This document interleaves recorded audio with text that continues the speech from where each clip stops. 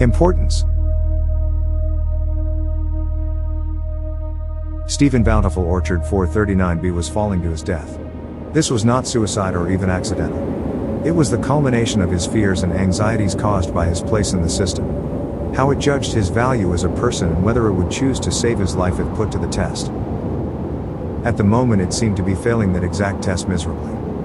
These feelings started simply. Something a coworker told him casually at work made him worry. After a day, his worry had turned into doubt.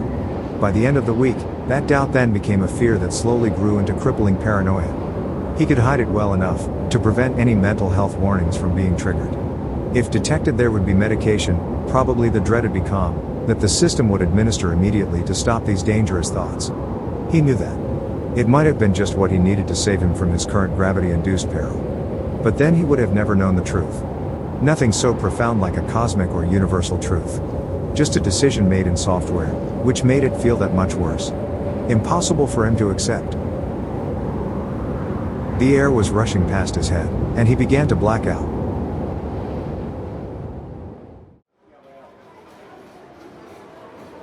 I saw the code.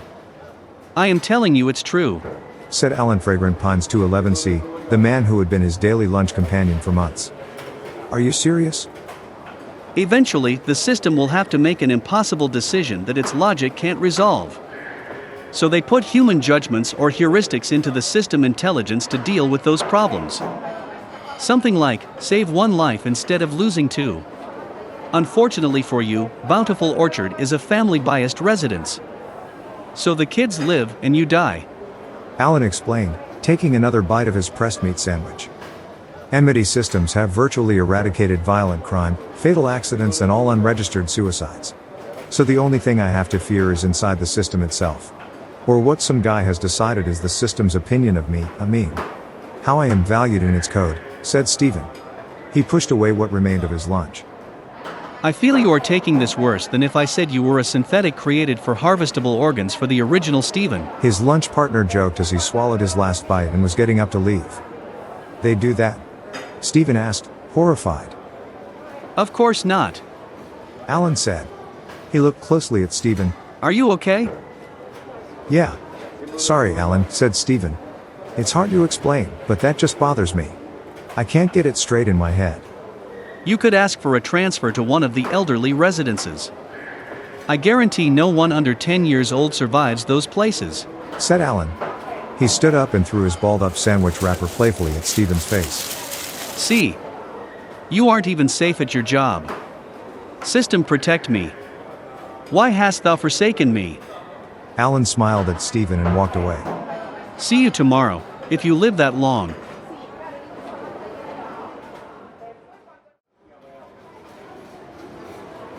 I need to see it, he told him.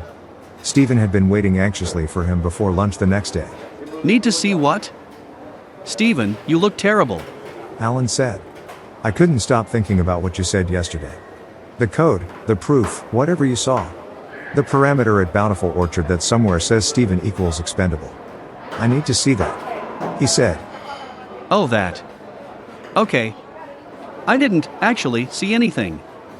I talked to a guy that said he used to work on the system heuristics for Nmity. He is the one who saw the code and told me about it, Alan admitted. What? You didn't really see it? Who did? What's his name? Stephen demanded. It was Dave. Or Dexter. Something like that. Remember when Nmity did the workstation overhaul and we all got new access terminals? He and I just made small talk when he was upgrading our department, Alan said. You have no idea what this is doing to me, Stephen yelled. He instantly regretted his outburst and took his seat quietly, peeling the plastic film off of his Insta-lunch tray. As he ate, Stephen felt the huge uncaring abyss between a coworker and an actual friend.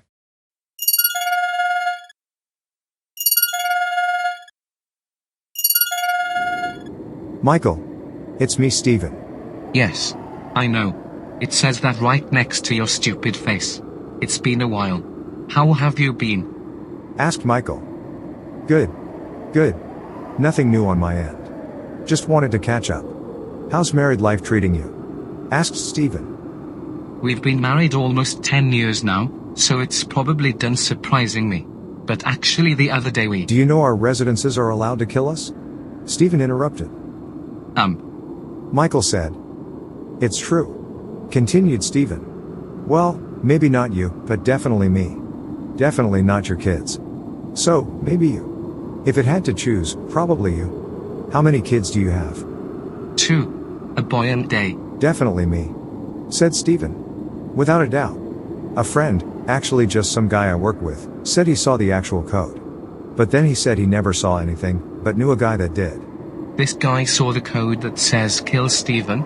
Asked Michael. No, but at my residence, Bountiful Orchard, the system favors kids, then parents and finally me. Unmarried men over 35. You are way over 35. Michael interrupted. Yeah, okay. But this is serious. How can I live happily in a dangerous situation like this? Any complicated incident occurs and I am the last on the list for the system to protect, Stephen said. Stephen, mate, you can't think like that. No one is out to get you.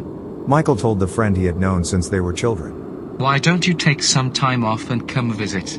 The kids would love to meet you. That would be nice, Stephen told his friend. What is that sound in the background? Michael asked. Are you outside?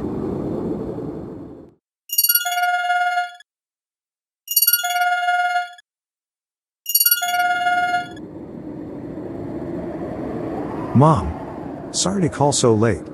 It's Stephen. Is something wrong? Did you not receive your monthly distribution? His mother asked. Her voice was a combination of concern and annoyance. Oh, no, the money is fine. I just wanted to ask you something. He said. What is it? I can barely hear you. Where are you? She started to ask. Are you disappointed with me? He interrupted. Do you wish I was married by now? With kids? Like Michael. You remember Michael, right? He has 2 kids. Yeah. Anyway, do you know you never hugged me? I'm sure that isn't true. She said. It is. You carried me, when I was small, and picked me up a few times, but no hugs, he told her. His mother was silent. Is Dad there? Stephen asked. I am sure he is asleep. We have separate units now. Remember? We couldn't get any rest sharing the same bedroom. His mother reminded him. He worked in systems design, right? Would he know anything about residence software? Stephen asked. That was a lifetime ago. I am sure that things are quite different now. I just need someone to explain this, so I can understand, Stephen said. Have you contacted the System Health Service? She asked. You don't sound like yourself. Just the mention of System Health brought the blinking icon up in the corner of Stephen's visor. He swiped it away as the system recorded his accessible bio data to confirm the denial of services. He continued staring past his mother's call window out at the dark, nothing past the edge of his residence perimeter. Glancing down, he saw his knees were almost touching the sensor wire that alerted the residents of anything close to the edge. He carefully moved back about half a step. Stephen? His mother said. Are you outside?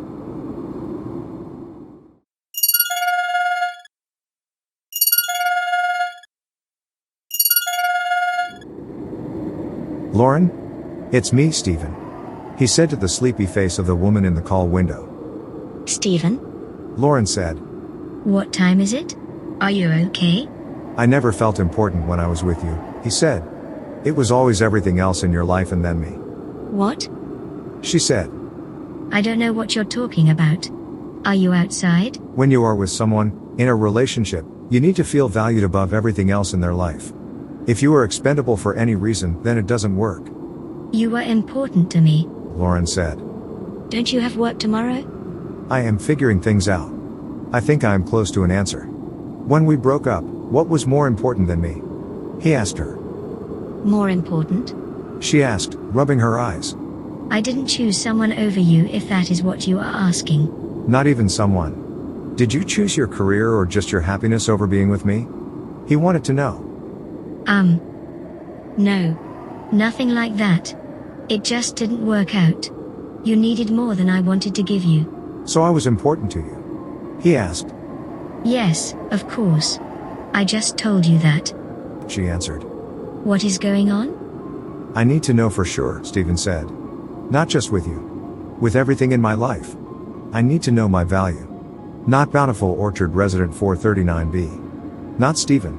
What effect do I have on the world? What would be lost if I am gone? Don't do anything stupid. Lauren said to him. Stephen? I have lost all trust. I don't know my place in the world, he said. Someone somewhere has made a decision about the value of my life and they are keeping it from me. I need to force the system to tell me. Stephen stepped over the sensor wire at the edge of the residence perimeter and fell into nothing.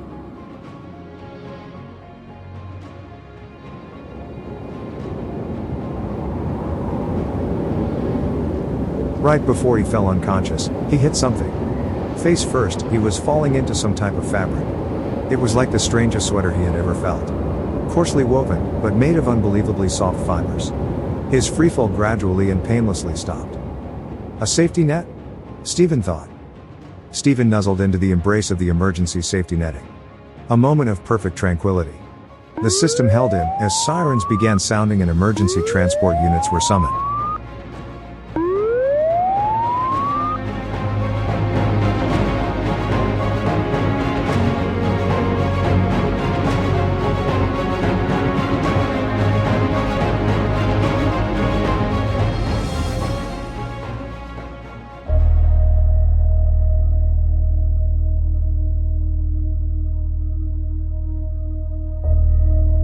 Nmity Stories. This story was brought to you by the Nmity Corporation. For more stories, please visit nmitycorp.com or subscribe on your preferred podcast platform.